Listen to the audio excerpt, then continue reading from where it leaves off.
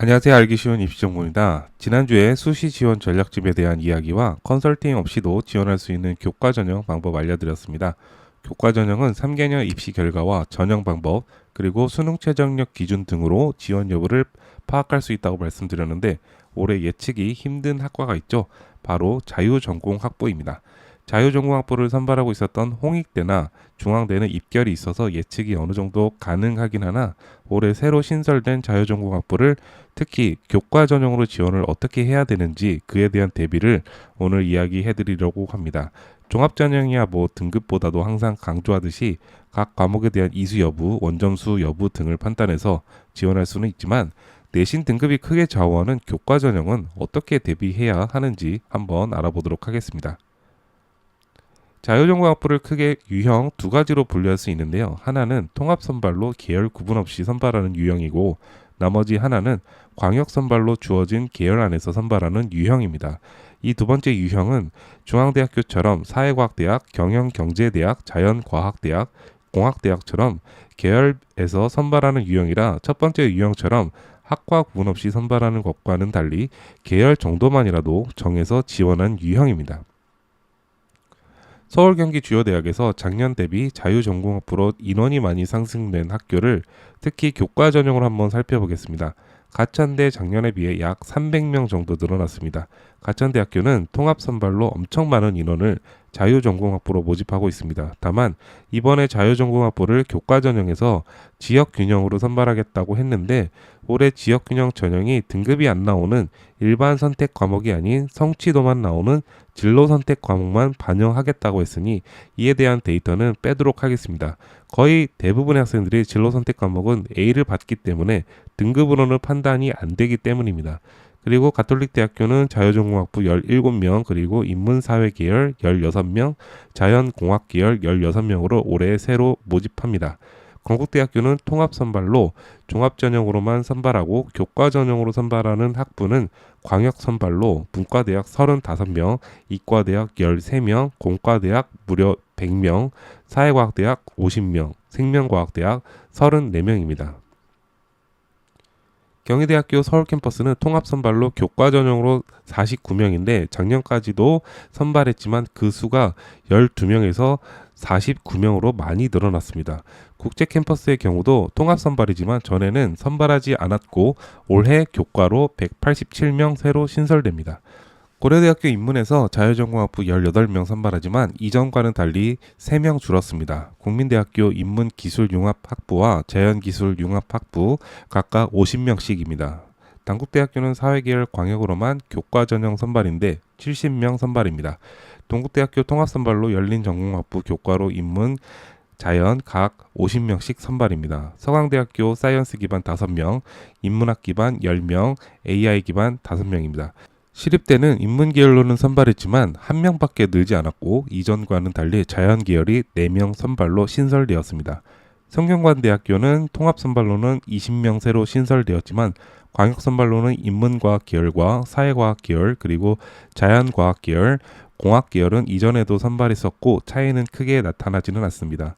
자, 문제는 세종대 같은 통합 전형으로 교과로 무려 223명이나 선발하게 됩니다. 이런 학교들은 기존 교과 전형인 지역균형에서 각 학과마다 소수라 할지라도 4명에서 5명은 선발했었지만 이렇게 1명 정도나 2~3명 정도밖에 선발하고 있지 않아서 문제가 될 것 같습니다. 주로 인문계열이나 자연계열의 기초학과들이 인원이 대폭 줄었지만 인공지능 데이터나 콘텐츠, 소프트웨어 학과 같은 학과들은 지원하는 학생들은 문제가 될 것 같지는 않습니다. 그 다음으로 숭실대 인문에서 20명, 자연에서 27명 새로 신설되며 아주대학교 5명 그리고 자연 10명 각각 새로 신설되었습니다. 이화여대는 교과로는 선발하지 않았고 원래 있었던 종합과 논술의 형태로 크게 차이가 나지 않게 유지되었습니다. 인하대학교 통합선발로 교과 20명 새로 신설되며 중앙대학교는 기존에 해왔던 대로 광역선발로 유지되어 선발하고 있습니다. 다만 창의 ICT 공과대학만은 이번에 교과나 종합 그리고 논술로라도 선발을 하고 있지는 않습니다.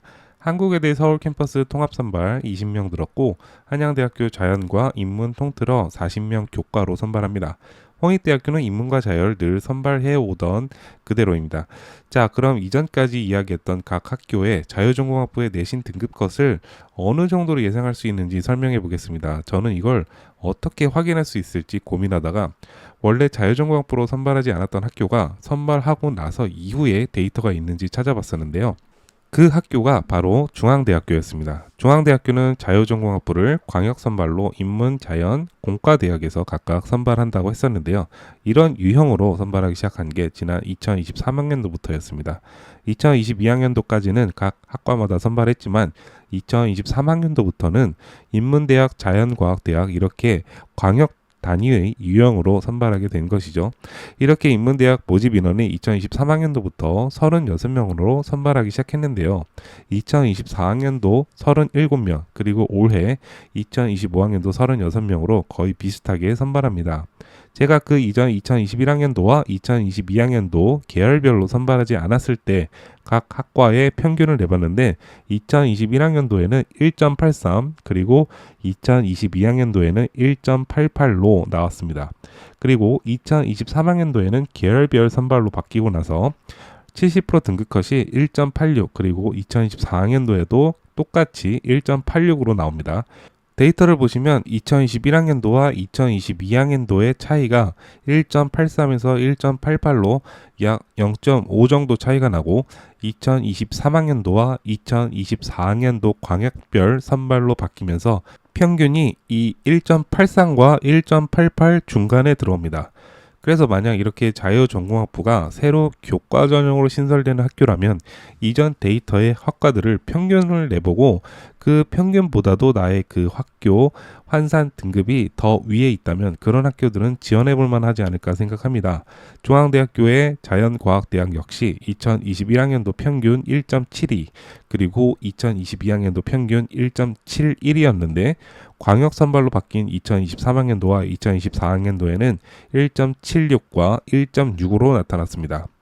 그래서 2023학년도에 교과 전형으로 중앙대학교를 자연과학대학으로 지원했던 학생들은 그 이전 1.71에서 1.72 정도의 평균적인 데이터로 가늠했다면 어느 정도 안정 지원은 될 수준은 되었던 것으로 보입니다. 다만 2024학년도에는 1.76에서 1.6으로 올라갔는데 이건 어떻게 해석해야 되는지 궁금증이 듭니다. 중앙대학교 교과 전형 수능 최저력 기준이 2024학년도부터 영어를 2등급까지 1등급으로 간주하기 시작했습니다. 그렇기 때문에 영어를 2등급 정도로만 해도 다른 과목에서 충분한 여유가 있었기 때문에 이렇게 평균 값이 올라간 것으로 보입니다. 하지만 반대로 인문대학은 모두 1.86으로 나와 변화되는 것이 없었는데 인문대학은 그럼 왜 등급컷이 올라가지 않았냐고 궁금증이 들 수 있는데 영어의 경우 사실 인문 학생들보다 자연계열 학생들이 수능 최저력 기준을 맞추는 게 더 어려운 것으로 해석될 수 있습니다. 인문계열 학생들은 세계합 7 이내를 맞춘다면 수학을 거의 선택하지 않고 영어를 거의 모든 학생들이 조합으로 맞추지만 반대로 자연계열 학생들은 영어를 수능 최저 과목으로 맞춘다고 하더라도 인문계열 학생들에 비해서 1등급을 하기는 그리 여유가 있지는 않다고 봅니다. 그래서 이러한 광역 선발로는 그 광역에서만 평균을 내보고 그리고 통합 선발은 인문과 자연 구분 없이 평균을 냈지만 이 데이터에는 일부 평균값에 근접하지 못하는 학과들은 배제했습니다. 바로 약학이나 의학과 같은 학과들은 제외했는데 그런 학과들은 평균값을 흐리기 때문에 배제하고 한번 평균값을 내봤습니다. 다만 조심해야 할 것은 이렇게 평균이 나왔다고 하더라도 몇 가지 꼭 체크하시고 넘어가시기 바랍니다. 내신 반영 과목에서의 변화, 수능 최저력 기준에서의 변화, 그리고 UA나 진학사 같은 합격 예측 프로그램도 한번 확인해 보시고 지원해 보시길 바라겠습니다.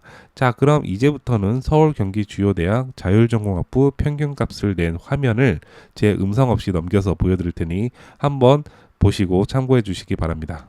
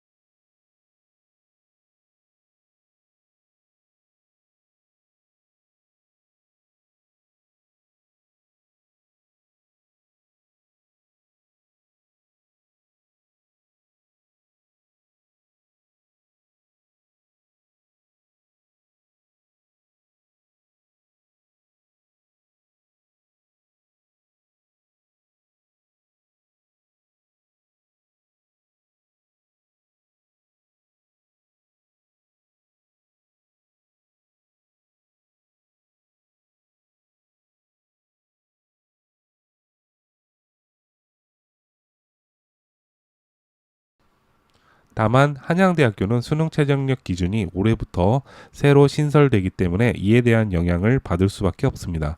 평균 낸 값은 수능 최저력 기준에 적용되지 않는 작년 데이터 평균인데 한양대학교는 비슷한 라인인 서강대나 성균관대와 비교해서 참고해 보시는 것이 좋겠습니다. 다만 서강대는 수능 최저력 기준이 이 세 개 대학인 서성한 중에서 작년에 세계 합 6에서 세계 각 3등급 이내로 세계 합 9등급 정도 수준으로 완화되었기 때문에 직접적으로는 비교가 힘들 것 같고 성균관대는 한양대와 같이 세계 합 7 이내이기 때문에 성균관대와 비슷하게 한번 참고해 보시는 것이 좋겠습니다. 자, 그럼 교과 전형으로 자율전공학부를 서울 경기 주요 대학으로 지원하려고 하는 학생들에게 많은 참고가 되길 바라겠습니다. 저는 다음 주에 이번 수시 전형에서 또 참고할 만한 사항 생각해서 돌아오도록 하겠습니다. 댓글에 수시 라인 여쭤보시는 분들이 많은데 빨리 제가 답변 드리지는 못하더라도 틈틈이 답변해 드릴 수 있도록 할 테니 조금만 양해 부탁드리겠습니다. 감사합니다.